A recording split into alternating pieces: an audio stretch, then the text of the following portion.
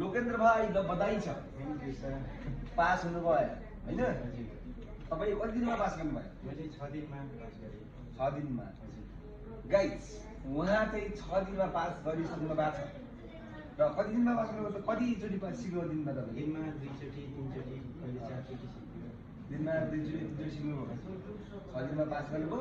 उहाँले चाहिँ 6 दिनमा 2 पल्ट 3 पल्ट सिकेर चाहिँ टाइम पास भइसकेको छ। यदि तपाईँहरू पनि छिटो लाइसेन्स निकाल्न चाहनुहुन्छ, यदि छिटो चाहिँ तपाईँहरू चाहिँ गाडी सिक्न चाहनुहुन्छ भने सिन्जाली ग्रुप ड्राइभिङ ट्रेनिङ सेन्टरलाई सम्झिनु होला। हाम्रो चाहिँ लोकेसन एकान्त कुनालाई कुस्ती रानीमा पर्छ।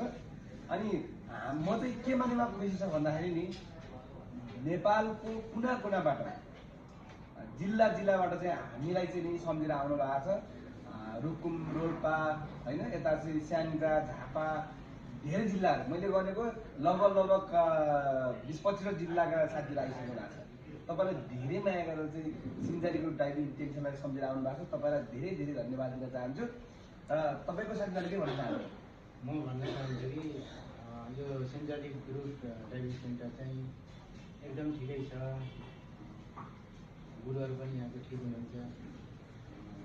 मैले टिकटक हेरेर नै उहाँको विश्वास गरेर अहिले यहाँ आएर मैले 6 दिनमा लाइसेन्स निकाल्न सफल भएँ। मैले त निकालिसकेँ, अब पालो तपाईँहरूको।